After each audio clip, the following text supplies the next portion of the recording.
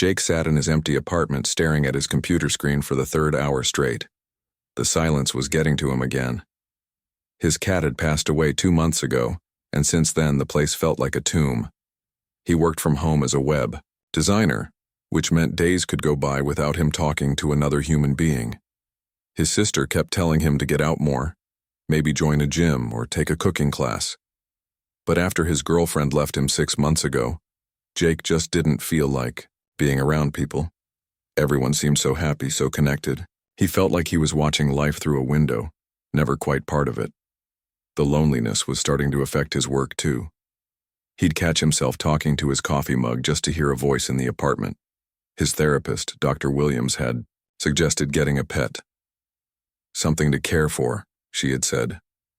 Something that needs you. Jake had always wanted a dog, but his landlord didn't allow them. Cats were okay, but he wasn't ready for another cat yet. The memory of Whiskers was still too fresh. He needed something different, something special that might actually help fill the hole in his chest. That's when he stumbled across the website late one Tuesday night. He'd been browsing pet forums, reading about unusual pets people kept. Someone mentioned exotic companions, and curiosity got the better of him. The link led him to a site called Stellar Companions. The website looked professional enough, with sleek design and detailed care guides. But the creatures they were selling were unlike anything Jake had ever seen. They looked almost human, but smaller, with large, expressive eyes and what seemed like soft, downy fur covering their skin. The photos showed them playing, eating fruit, and even appearing to read books. Highly intelligent companions, the description read. Perfect for people seeking meaningful connection. These remarkable beings form deep emotional bonds with their caretakers and can provide years of loyal friendship. Jake scrolled through the testimonials. One person wrote about how their companion had helped them through depression. Another talked about the incredible intelligence of these creatures, claiming they could understand complex emotions and even learn simple words. The price was steep, though. $3,000. Jake's savings account could handle it, but barely. He'd been putting money aside for a vacation he never seemed to take anyway. Maybe this was better. Maybe this was exactly what he needed. He clicked on the contact button and found himself in a chat window with someone called Dr. Vega. The conversation started innocently enough. "Interested in one of our companions?" The message appeared. "Maybe," Jake typed back. "I've never seen anything like these before. What exactly are they?" "Rare breed from a very remote location. We've been working with them for years. They're incredibly social, very affectionate. Perfect for someone who lives alone." Jake felt a little embarrassed admitting his situation to a stranger, but Dr. Vega seemed understanding. "Many of our clients are professionals who work from home," came the response. "These companions are ideal because they're quiet during work hours but very engaging when you want company." The conversation continued for over an hour. Dr. Vega explained that these weren't typical pets. They required a special diet of fresh fruits and vegetables, plus mineral supplements that would be provided. They needed mental stimulation and gentle handling. They even seemed to understand human emotions better than most animals. "The one I have in mind for you is particularly special," Dr. Vega wrote. "Young female, very gentle nature. She's been waiting for the right home." Something about the way he wrote about her made Jake pause. It almost sounded like he was talking about a person, not a pet. But the photos were clearly of some kind of animal, even if they were unusually expressive. "Is this legal?" Jake found himself asking. "Completely legal. All proper documentation will be provided. We operate under special permits for exotic species conservation." That sounded official enough. Jake had heard of people keeping unusual pets before. Rich people had tigers and monkeys, right? This couldn't be that different. The loneliness was making the decision for him. He pictured coming home to something that was actually happy to see him, something that might make the apartment feel less like a prison. "How does the delivery work?" he typed. "Very discreet. We use specialized transport to ensure the companion arrives safely and stress-free. Usually late evening or early morning to avoid disturbing neighbors." Jake's finger hovered over the keyboard. $3,000 was a lot of money. But what was money compared to not feeling alone anymore? He thought about Dr. Williams telling him he needed to take chances, try new things. Okay, he typed, before he could change his mind. I'll do it. The payment process was surprisingly smooth. Dr. Vega sent detailed care instructions that Jake printed out and read 3 times. The dietary requirements were specific but not too complicated. Fresh berries, leafy greens, some kind of special protein supplement. The behavioral notes were interesting too. These creatures apparently liked soft music and warm lighting. They were sensitive to loud noises and preferred gentle voices. Delivery will be in exactly 48 hours, came the final message. Please be prepared for arrival between 11 p.m. and 1 a.m. Your companion will be awake and aware after the journey, so speak softly and move slowly at first. Jake spent the next 2 days preparing.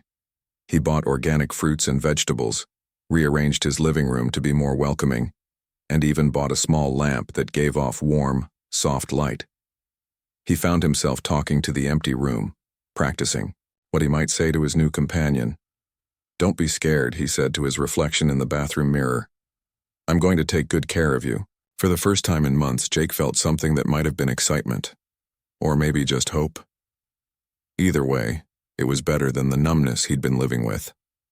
He had no idea that in 48 hours, his entire understanding of the world was about to change forever. Jake couldn't sleep. He kept checking his phone every few minutes, watching the clock crawl toward midnight. At 11:47 p.m. he heard it. A soft knock on his front door, so quiet he almost missed it over the sound of his own heartbeat. He rushed to the door and looked through the peephole. The hallway was empty. No delivery truck, no person in uniform, nothing. Just a large wooden crate sitting right outside his door, about the size of a small refrigerator. It had metal corners and what looked like air holes drilled into the sides. Jake opened the door slowly and looked around. The hallway was completely silent. His neighbors' doors were all closed, and he could hear the faint sound of someone's television from down the hall.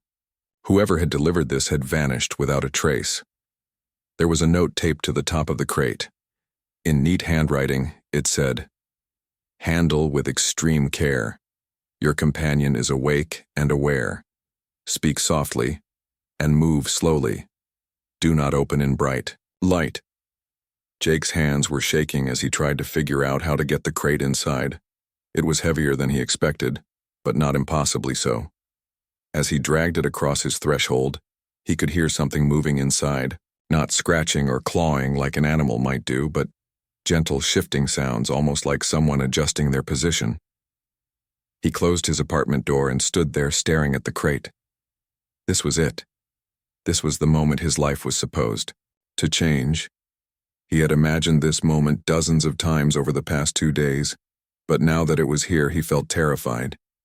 Jake dimmed all the lights in his living room and sat down on the floor next to the crate. The latches were simple but secure. As he worked on the first one, he heard a sound that made his blood freeze. It sounded like humming. Soft, musical humming, like someone trying to comfort themselves. That wasn't possible. Animals didn't hum melodies. But there it was again, a gentle tune that sounded almost familiar. "Hello?" Jake whispered, feeling foolish for talking to a crate. "It's okay. I'm going to let you out now." The humming stopped immediately. Then came a voice clear as day speaking, in perfect English. "Please be gentle, I won't hurt you." Jake fell backward, scrambling away from the crate. His heart was pounding so hard he thought it might burst. That was a human voice, a young woman's voice. What had he done? What had he bought? "I know you're frightened," the voice continued, soft and careful. "I'm frightened too, but I need to get out of this box, please." Jake's mind was racing. This had to be some kind of trick. Maybe it was a recording, or maybe someone was playing a cruel joke on him. But the voice sounded so real, so scared. "Who are you?" he managed to whisper. "My name is Zara. I know this must be very confusing for you. Dr. Vega told me you thought you were getting a pet, but I'm not a pet. It's hard to explain. Please, can you just open the box? I promise I won't run or cause trouble." Jake's hands were shaking as he reached for the second latch. This couldn't be happening. He had to be dreaming. Maybe he'd fallen asleep waiting, and this was all some weird nightmare brought on by his guilt over spending so much money. But the metal latch felt real under his fingers. The wood of the crate felt solid. And that voice, that scared, gentle voice, sounded more real than anything he'd heard in months. The second latch clicked open. Jake took a deep breath and lifted the lid. The first thing he saw were the eyes, large silver eyes that seemed to catch and reflect the dim light in his living room. They were the most beautiful and terrifying eyes he'd ever seen. Then he saw the rest of her.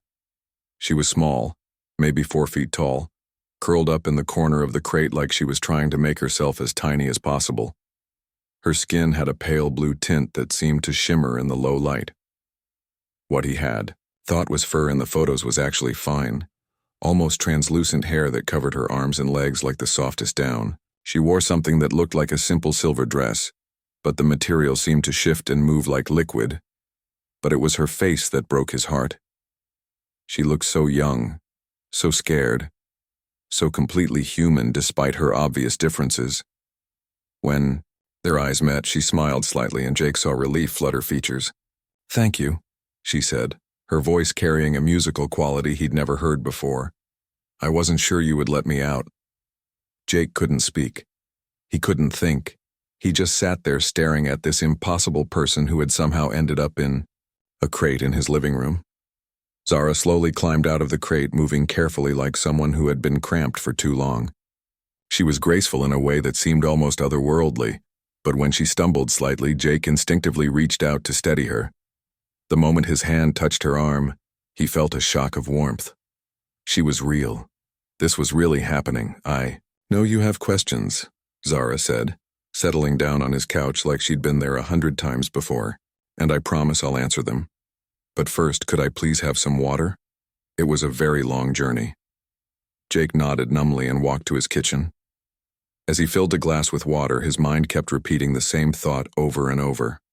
What have I done? What have I gotten myself into? When he returned, Zara was looking around his apartment with curious eyes. She accepted the water gratefully and drank it slowly, savoring each sip. "You have a nice home," she said politely. "Very peaceful. I can see why Dr. Vega thought we might be compatible." "Compatible?" Jake finally found his voice. "What does that mean? Who are you, really? And please don't tell me you're some kind of pet, because you're obviously not." Zara's expression grew sad, and she looked down at her hands wrapped around the water glass. "No," she said quietly. "I'm definitely not a pet. I'm something much more complicated than that." Jake spent the next 2 days in a complete daze. He called in sick to work, something he never did, and just sat with Zara trying to understand what was happening to his life. She was patient with his endless questions, but some of her answers only made things more confusing. She ate the fruits and vegetables he'd bought, but in strange combinations. She mixed berries with leafy greens and seemed to actually enjoy it. She didn't sleep like humans did either. Instead, she would sit very still for a few hours with her eyes closed, almost like she was meditating. "I don't understand any of this," Jake said on the third morning, watching her carefully arrange apple slices in a perfect circle on her plate. "You look human. You talk like a human, but you're clearly not human. And Dr. Vega was selling you like some kind of animal. None of this makes sense." Zara looked up from her breakfast, and Jake could see something change in her expression. She'd been holding something back, and now she seemed to be making a decision. "You're right," she said softly. "I haven't told you everything. I was afraid you wouldn't believe me, or worse, that you'd be scared of me." "Scared of you?" Jake almost laughed. "Zara, you're the least scary person I've ever met. You say please and thank you more than anyone I know. You helped me organize my bookshelf yesterday just because you thought it looked messy. What exactly am I supposed to be afraid of?" Zara smiled at that, but it was a sad smile. "You might change your mind when you hear the truth." She stood up and walked to the window, looking out at the city skyline. The morning sun made her hair shimmer like it was made of tiny diamonds. "I'm not from here, Jake. Not from this city, not from this country, not even from this world." Jake felt his stomach drop. "What do you mean?" I mean, I'm from a planet very far away from Earth. My people, the Kepler, we've been watching your world for a long time. We've been living here secretly, trying to understand if humans could be trusted. Jake stared at her back, waiting for the punchline or the reveal that this was all some elaborate joke. But Zara turned around and her expression was completely serious. "You're telling me you're an alien," he said slowly. "I prefer to think of myself as a refugee," Zara replied. "My home planet is dying, Jake. The environment collapsed decades ago, and my people have been searching for a new place to live. Earth seemed like it might be perfect, but we needed to study humans first."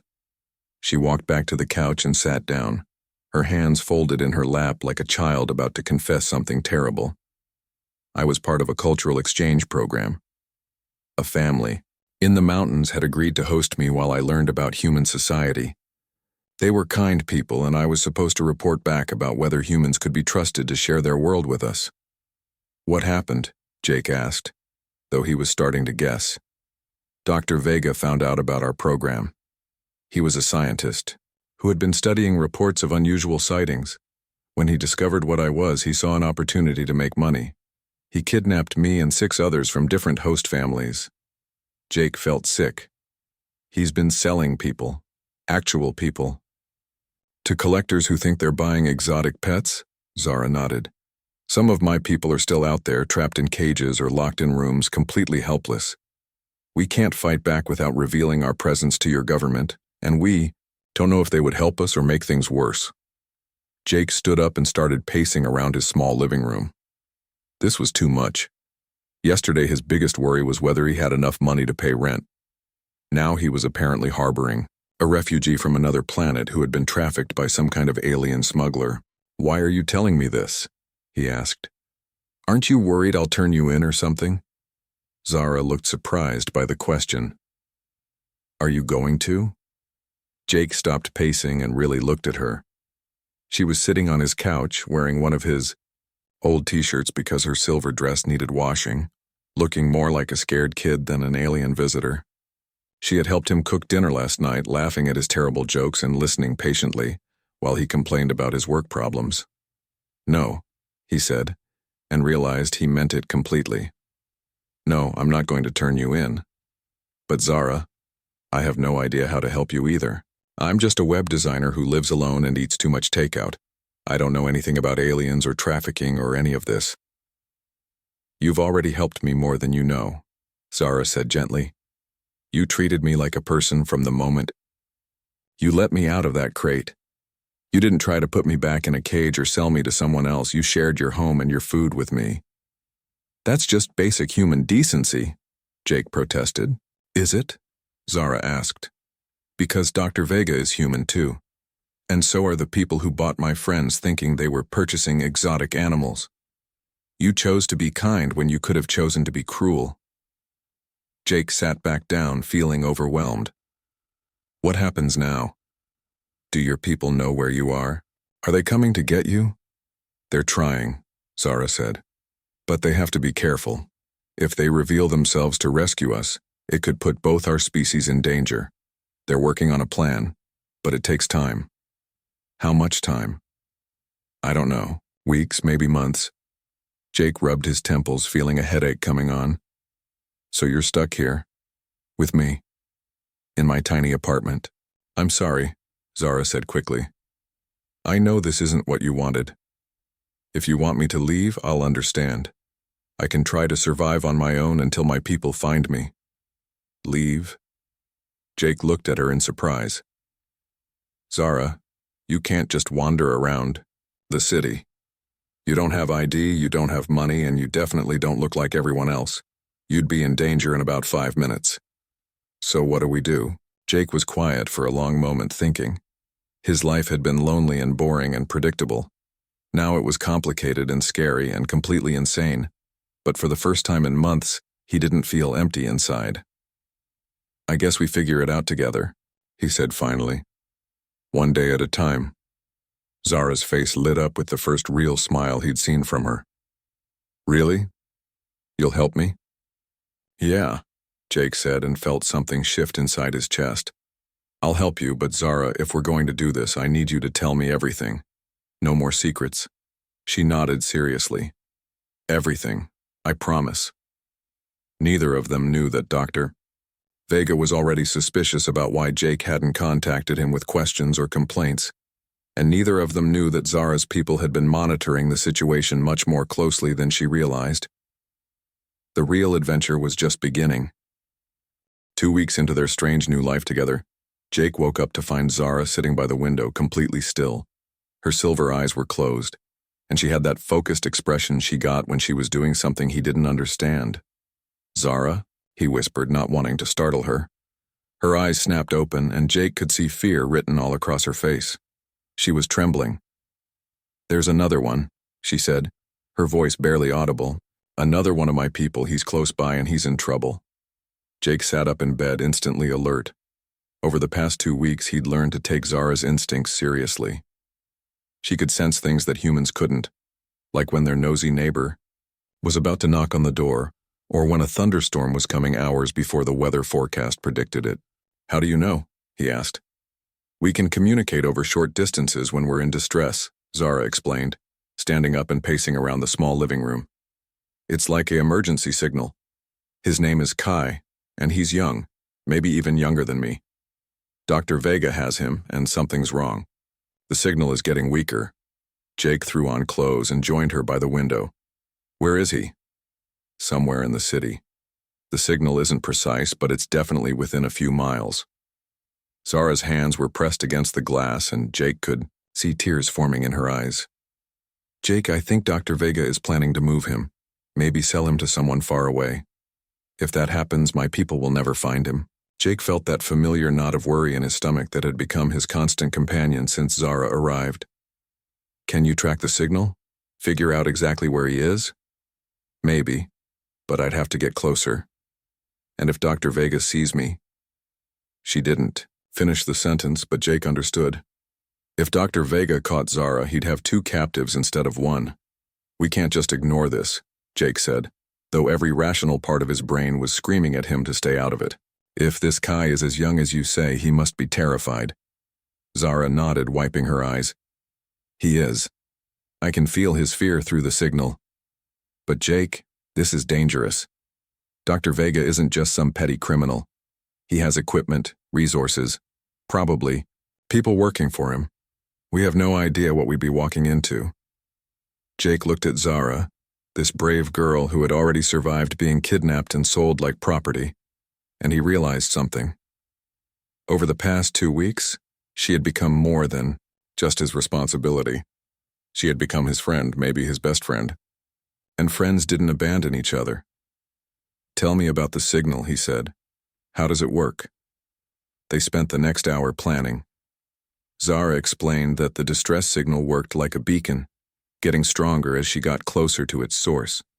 She could also send a weak signal back, letting Kai know that help was coming, but she had to be careful. Too much communication might alert Dr. Vega that something was happening.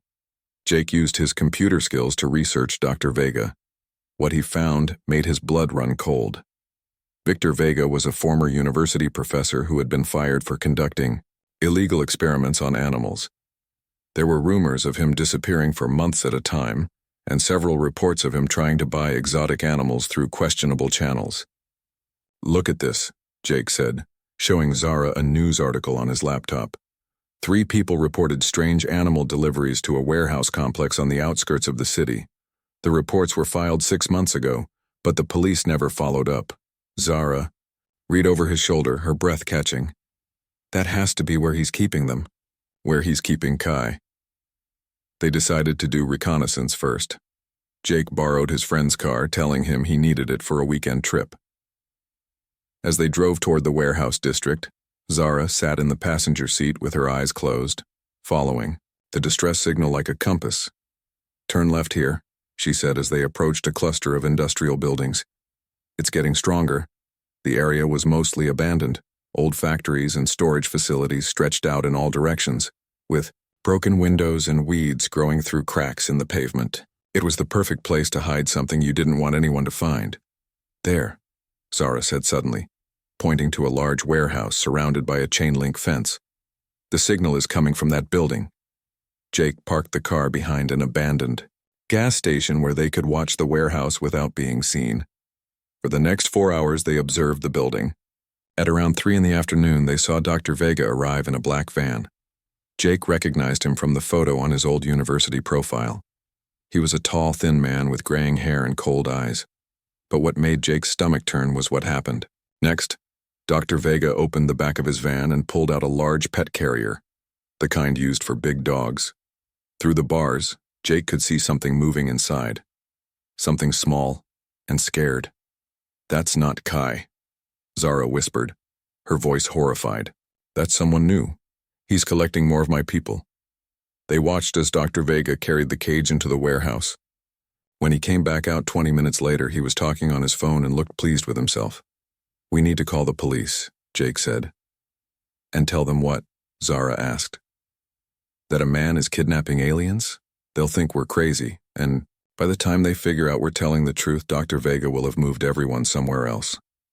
Jake knew she was right, but he felt helpless. "So what do we do?" "I need to get inside that building," Zara said. "I need to see how many of my people he has and figure out how to get them out." "Absolutely not," Jake said firmly. "That's exactly what he wants. He's probably hoping you'll come looking for them." "Then what's your plan?" Zara challenged. "Because doing nothing means Kai and the others suffer until my people can mount a rescue, and that could take months." Jake stared at the warehouse, his mind racing. He thought about his old life, sitting alone in his apartment, feeling sorry for himself because he was lonely. Now he had a chance to actually help someone, to make a real difference, and he was scared. But maybe being scared was okay. Maybe courage wasn't about not being afraid. Maybe it was about being afraid and doing the right thing anyway.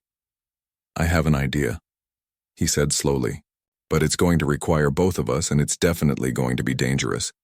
Zara looked at him with hope in her silver eyes. "Tell me."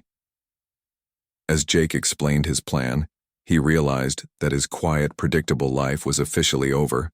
In a few hours, they would either save Kai and the others, or they would probably end up captured themselves. But for the first time since Zara had arrived, Jake felt like he was exactly where he was supposed to be. The warehouse stood silent in the distance, holding its secrets, but not for much longer. Jake's plan was simple, which made it both brilliant and terrifying. He would pose as a potential buyer just like he had been 3 weeks ago. Meanwhile, Zara would use her natural abilities to communicate with the other captives and coordinate an escape from the inside. They waited until evening when the industrial area was completely deserted. Jake's hands were shaking as he walked up to the warehouse entrance. He had called Dr. Vega an hour earlier, claiming to be a wealthy collector who had heard about his exotic companions through a private network. "Remember," Zara had told him, before she disappeared into the shadows around the building. "Keep him talking for at least 15 minutes. That should give me enough time to find the others and let them know help is coming." Jake knocked on the metal door, his heart pounding, so hard he was sure Dr. Vega would hear it. When the door opened, he found himself face to face with the man who had been selling people like pets. "You must be Mr. Johnson," Dr. Vega said with a cold smile. Jake had given a fake name, obviously. "Right on time. Please, come in." The warehouse was larger than Jake had expected, divided into sections by tall metal shelving units. The air smelled like disinfectant and something else, something sad that Jake couldn't quite identify. As they walked deeper into the building, Jake could hear soft sounds coming from different directions. Quiet voices, gentle movements, the sound of someone crying. "I have several specimens available," Dr. Vega said, leading Jake toward the back of the warehouse. "The one you inquired about is particularly special. Very intelligent, extremely docile. Perfect for someone who appreciates the finer things." Jake wanted to punch this man, but he forced himself to nod and look interested. "How many do you currently have?" 8 at the moment, Dr. Vega replied proudly. "My most successful collection yet. Each one unique, each one guaranteed to provide years of fascinating companionship." 8. Jake felt sick. 8 people, trapped and scared, being talked about like they were objects. They reached a section where several large enclosures had been set up, each one containing what looked like A small living space. Jake could see figures moving inside them and his heart broke. These weren't animal cages, they were prison cells designed to look comfortable. "This is Kai," Dr. Vega said, stopping in front of one enclosure. The youngest of the group. Very gentle nature learns quickly. Jake looked through the bars and saw a young Kepler, probably no older than a teenager if he had to guess. Kai had the same silver eyes as Zara, but his hair was darker and he looked absolutely terrified. When their eyes met, Jake tried to smile reassuringly. "He's perfect," Jake said, hoping he sounded convincing. "Very impressive specimen." Dr. Vega beamed with pride. "I knew you'd appreciate quality. Now, about the price." As Dr. Vega launched into his sales pitch, Jake counted the enclosures he could see. 7. That meant there was one more somewhere else in the building. He needed to keep Dr. Vega distracted longer. "I'm actually interested in acquiring more than one," Jake interrupted. "I have a large estate, plenty of space. Could I see the others?" Dr. Vega's eyes lit up with greed. "Of course. Follow me." As they walked to the next section, Jake heard something that made his blood freeze. A voice, barely audible, was coming from somewhere in the building. It was speaking in a language he'd never heard before, but somehow he knew it was Zara. She was communicating with the others, letting them know the plan. Jake realized he needed to make more noise to cover for her. "This is quite an operation you have here," he said loudly. "How long have you been in this business?" Dr. Vega was happy to talk about himself. As he bragged about his methods and his discoveries, Jake kept up a steady stream of questions and comments, anything to keep the man's attention focused on him. 20 minutes passed, then 30. Jake was running out of things to say when he heard it. A soft sound like a door opening somewhere in the building. Dr. Vega heard it too. His expression changed immediately, suspicion replacing greed. "Wait here," he told Jake, pulling out what looked like a tranquilizer gun. "I need to check something." This was it. Jake's chance to help had arrived and he wasn't going to waste it. "Dr. Vega," he called out as the man started to walk away. "I think you should know something." The man turned around, annoyed. "What?" "My name isn't Mr. Johnson," Jake said, his voice steadier than he felt. "And I'm not here to buy anyone."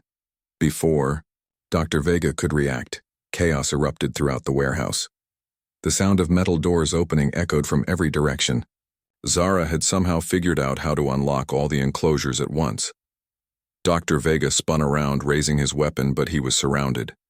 8 Kepler individuals were emerging from their prison cells, and they moved with a coordinated grace that was beautiful to watch. "You have no idea what you've done," Dr. Vega snarled at Jake. "These creatures are dangerous. They're not even human." "You're right," said a new voice from the entrance of the warehouse. "They're not human. They're much better than that." Jake turned to see several figures in dark clothing entering the building. They moved like Zara did, with that same otherworldly grace, but they carried themselves with obvious authority. "Zara's people," Jake whispered, understanding immediately. The leader of the group stepped forward, and Jake could see the family resemblance to Zara in his features. "Dr. Vega, you are under arrest for crimes against the Kepler people and violations of interplanetary law." "Interplanetary law?" Dr. Vega laughed, but it sounded forced. "You're all insane, there's no such thing." "Actually," said another voice, and Jake was shocked to see a human woman in a government suit walking into the warehouse. "There is now." What followed was the most surreal hour of Jake's life. It turned out that Zara's people had been in contact with certain elements of the human government for months. Dr. Vega's activities had forced them to accelerate their timeline for official contact. As Jake watched the rescued Kepler being reunited with their families, he felt Zara appear beside him. "Thank you," she said simply. "You saved them." "We saved them," Jake corrected. "I couldn't have done any of this without you." 6 months later, Jake's life had settled into a new kind of normal. He still worked as a web designer, but now he also served as a cultural liaison between humans and the Kepler refugees who were slowly integrating into Earth society. Zara had chosen to stay, becoming one of the first official ambassadors of her people. She lived in her own apartment now, just down the hall from Jake's, and they had dinner together most nights. "Do you ever regret it?" she asked him one evening as they sat on his couch, watching a movie that she was trying to understand. Your quiet life was much simpler before I showed up. Jake thought about it seriously. His old life had been predictable and safe. He'd never worried about interplanetary politics or whether he was accidentally starting a diplomatic incident when he made jokes about alien movies. But he'd also never felt like he was part of something bigger than himself. He'd never had a friend who challenged him to be braver and kinder than he thought possible. He'd never known the satisfaction of helping someone who really needed it. "No," he said, meaning it completely. "I don't regret it at all." Outside his window, the city hummed with its usual energy.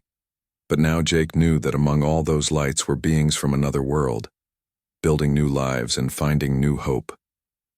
And somehow, through the strangest series of events imaginable, he had become part of their story. Sometimes the best things in life really did come from the most unexpected places.